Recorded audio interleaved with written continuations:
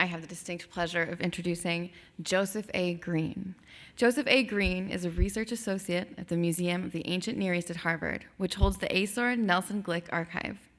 As editor of the Annual of Asor, he oversaw publication of Mackenzie's The Nabataean Temple at Khirbat Tanur, Jordan, final report on Nelson Glick's 1937 excavation in 2013. He now directs research on unpublished material from Glick's 1938 to 1940 excavations at Tel El Khalifa, an Iron Age port on the Gulf of Aqaba. Dr. Greene. Thank you, Julia, for the introduction. And I'll say, welcome to the Greene Show. A bit of disclaimer, Jack Greene and I are no relationship. We weren't even born in the same continent. And neither of us, as far as I know, bear any relation to Stephen Greene, who was mentioned yesterday.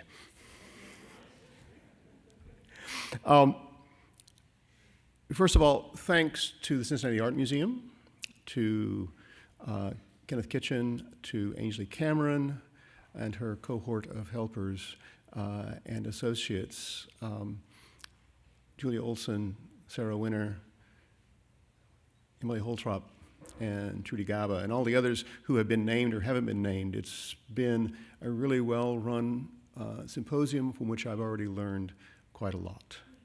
And it's, by the way, the first time I've given a public talk to a live audience, not through the mediation of Zoom, in 2 years. So it is, for me, something of a return to normal, although we're not really there yet. I think also, especially Ainsley, for the indulgence of accepting my proposal of a slightly offbeat topic. I am not a Nabataean archaeologist, I hasten to add. Or if I am, I'm one by adoption, having been involved in Judith McKenzie's publication of Glick's material from Khirbat Tanur, which by a long series of accidents ended up in the basement of, well, it's now called the museum, Harvard Museum of the Ancient Near East. It was called, when it was founded in the late 19th century, the Semitic Museum, and that is still chiseled over the door. The name change took place under cover of COVID, and very few people have noticed, but it does bear some explanation. And as far as I know, the name is still chiseled over the front door.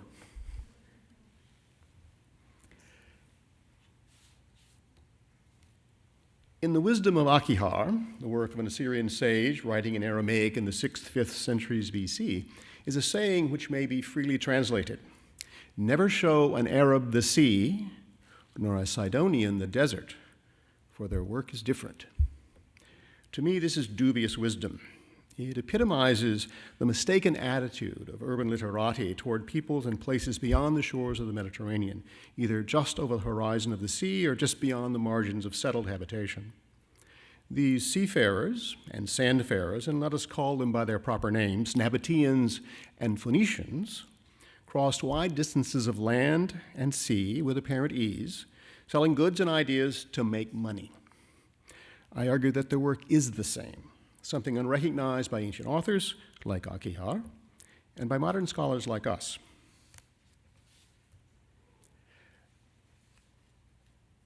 The Phoenicians and Nabataeans came from faraway places, spoke unfamiliar languages, and worshiped strange gods. They did not act or speak or think like us. Homer's Greeks distrusted Sidonians, Phoenicians by another name.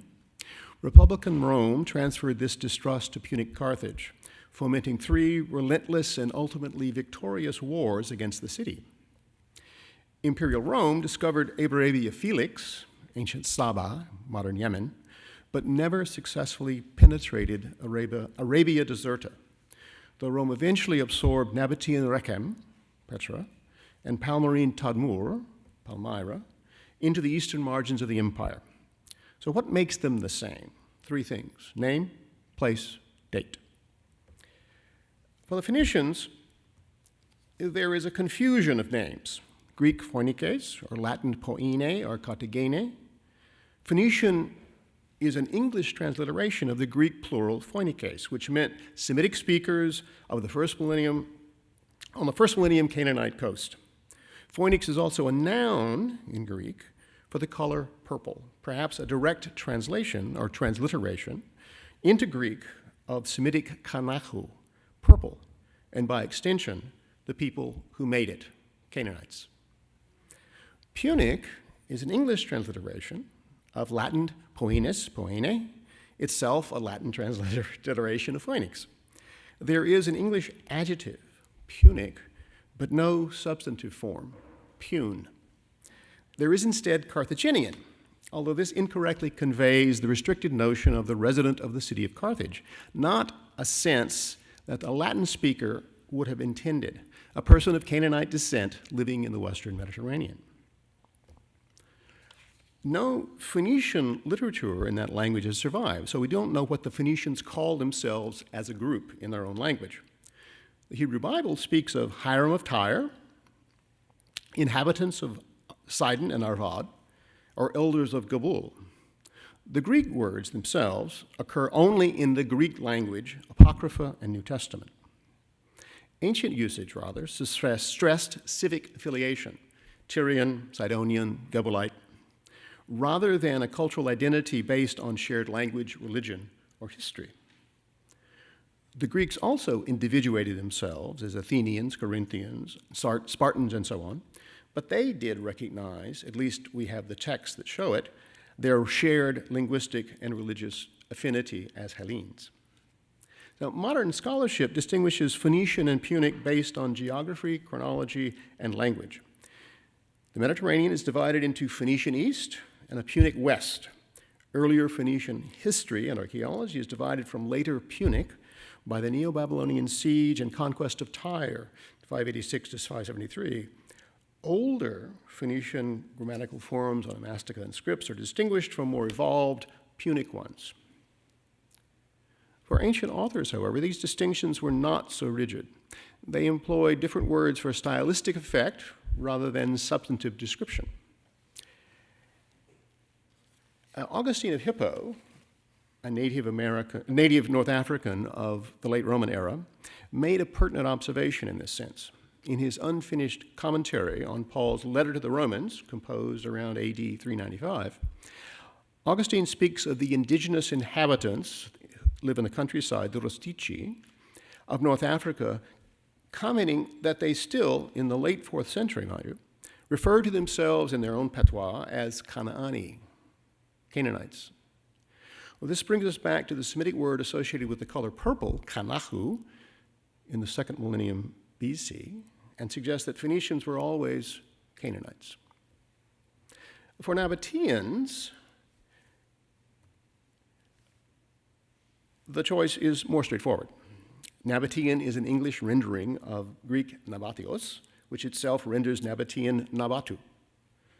The name originated with the group itself.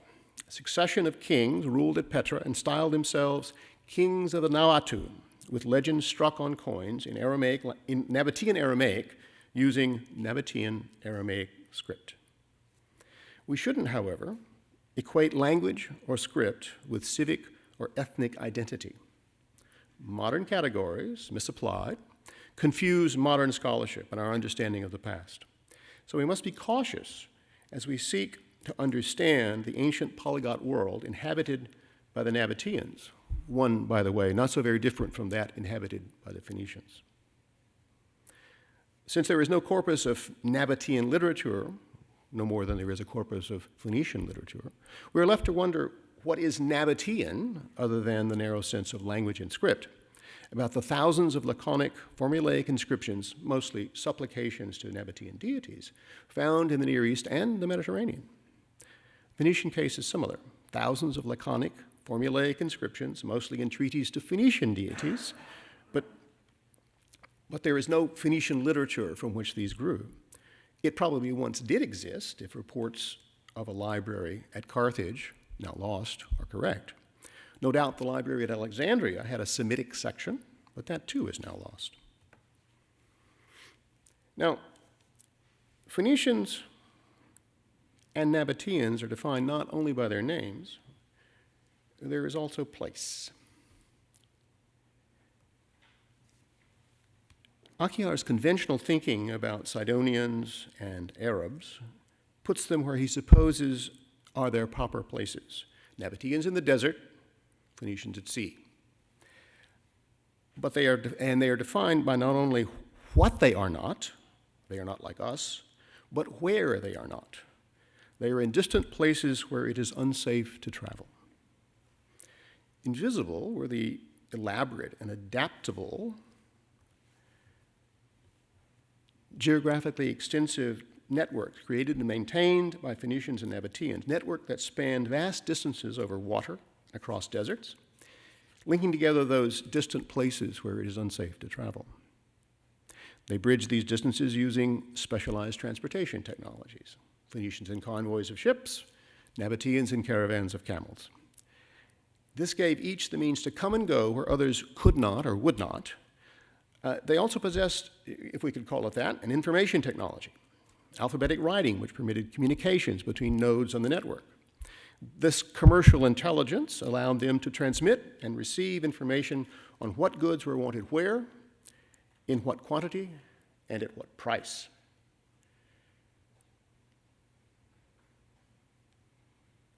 In the face-to-face societies of antiquities, these networks were based on mutual trust between people in distant places. Trust established by personal relationship, often kinship. These personal bonds of blood or marriage also served to diminish risk and distribute more evenly the risk that remained. What Aqihar missed is what makes the works of Phoenicians and Nabataeans not different, but the same, their embeddedness in networks.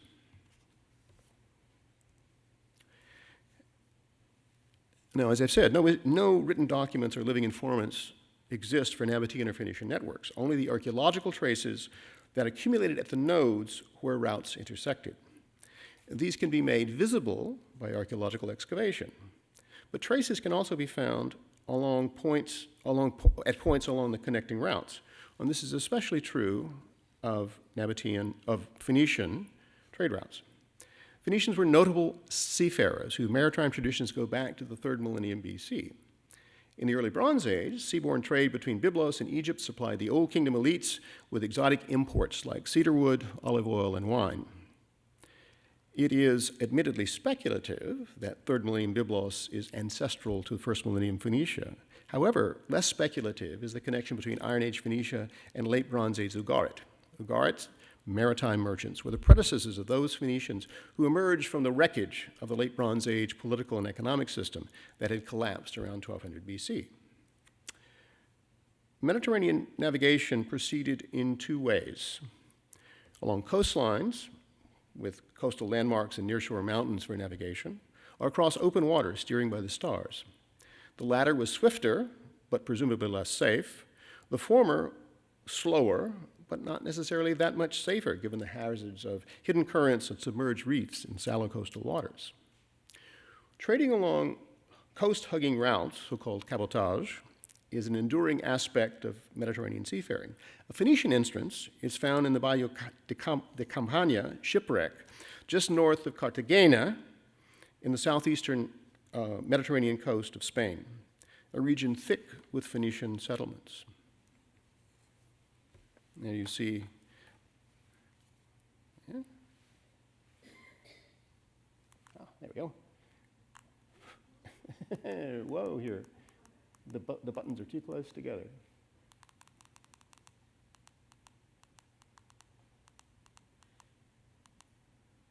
Ah, there we are.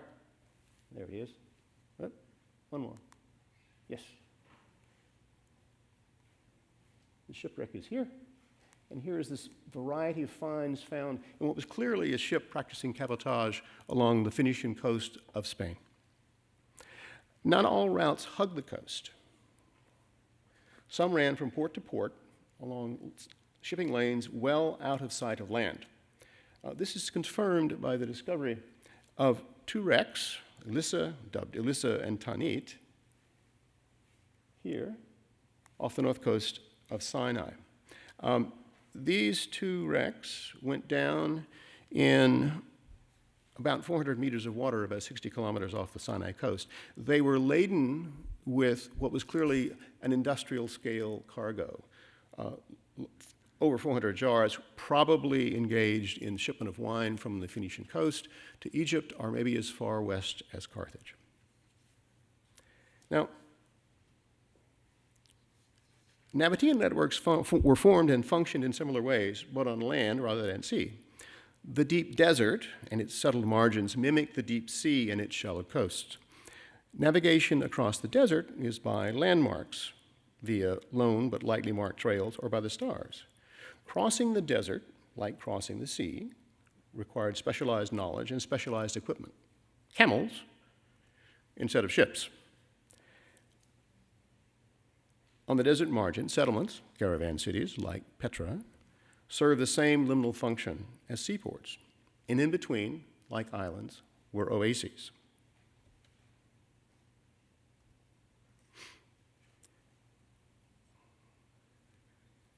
These camel sculptures, discovered not too long ago in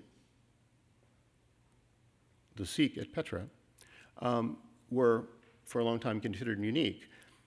There have been more recent discoveries of similar sculptures in northwest Arabia. It's uncertain what the date of these sculptures are. Some claim a very early date for them. And it remains an open question whether they have any connection with the Nabataeans or those that preceded them, that plied the desert routes along the desert highways.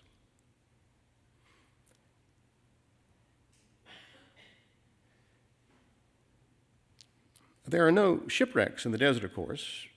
For overland carriage, where tare weight, that is, the weight of a container less the weight of its contents, must be minimized, fewer shipping containers survive. The various bags, sacks, skins, baskets, even wooden crates and chests carried by camels don't leave the same robust traces as ceramic amphora.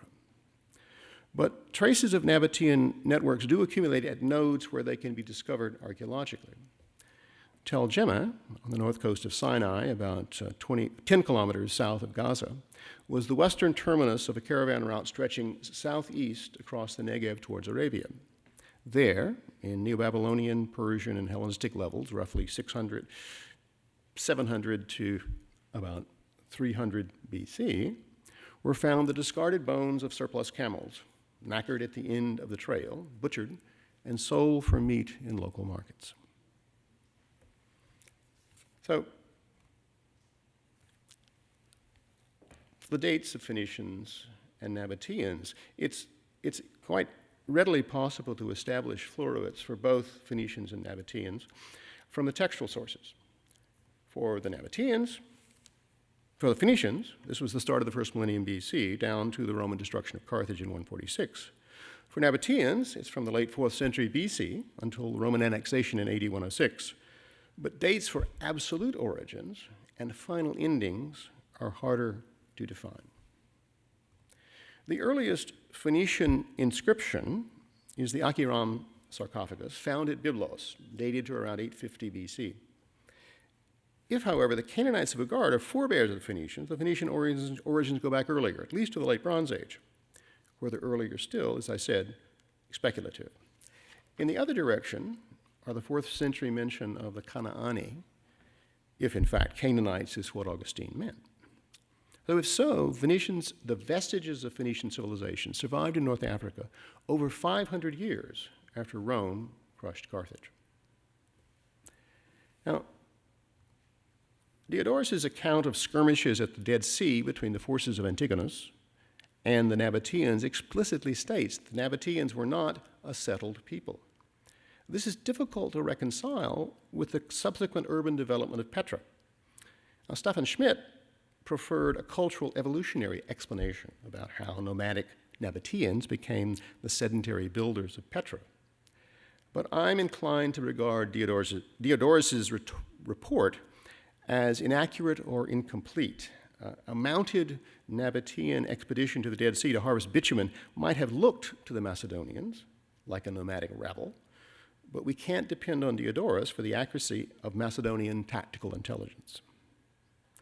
If the Nabataeans were not settled in Petra in the late 4th century, and there's not good archaeological evidence that they were, it does not mean they were already settled somewhere else. Thus, Peter Parr pointed to the Iron Age Northwest Arabia for Nabataean origins. How early is yet to be determined, although ongoing excavations at Kuraya, it's quite close to southern Jordan, as you see, offer some tantalizing glimpses. Now, it is now clear that Petra did not cease to be Nabataean with the Roman annexation. The evidence is both archaeological and textual. Nabataean kilns at Thuraba were in continuous operation from the 1st to the 6th centuries AD, initially producing classic eggshell-thin painted Nabataean ware and continuing with later versions, less fine to be sure, well into the Byzantine period. Here you see a set of wasters from those kilns from sort of the middle period, 3rd, 4th century AD. More striking is the evidence of the cache of burnt papyri found in the Petra Byzantine church. The papyri were carbonized by the fire that gutted the church in the late 6th, early 7th century, but careful conservation has made them legible. The documents, dated between 537 and 594, are the private papers of a certain Theodoros bin Obodianus and his extended family. Financial documents concerning marriages, dowries, inheritances, loans, taxes, real estate, sales, and so forth. The language is Greek, but the personal names are all Nabataean, written in such a way that indicates that the inhabitants of Petra at that time were speaking an early form of Arabic. So, how is the work of Phoenicians and Nabataeans the same? Phoenicians and Nabataeans were each expert at creating and maintaining networks that connected distant places separated by wide stretches of treacherous waters or barren desert. These networks were robust yet adaptable, and in an era before the term was coined, they were intermodal, relaying goods from land networks to maritime networks and back again. Each used networks to exchange information, especially commercial intelligence to be exploited for economic advantage. Each got its start after the catastrophic breakdown of earlier political and economic systems. The Phoenicians after the collapse of the late Bronze Age world system in the East Mediterranean, the Nabataeans in the turmoil following Alexander's death. Each eventually was incorporated into polyglot imperial systems of mightier powers: Assyria, Achaemenid Persia, Seleucid Syria, Ptolemaic Egypt, Parthia, and Rome. Each dealt in goods and services. Across the Mediterranean, the Phoenician carried bulk commodities like wine, timber, luxury goods like carved ivory, decorated metal bowls, and purple-dyed fabric, as well as precious metals like silver. They also provided engineering and construction services for Solomon's Temple, for example, and naval warships and troop lift for the Achaemenids. The Nabataeans traded in Arabian aromatics as well as Dead Sea bitumen. They provided guides for the ill-fated Roman expedition to Saba, and after the annexation, mounted auxiliaries along the eastern frontier of the empire. Each spent lavishly to embellish their capitals. The Phoenicians extended old Carthage to create new Carthage with a modern grid incorporating 2 artificial harbors.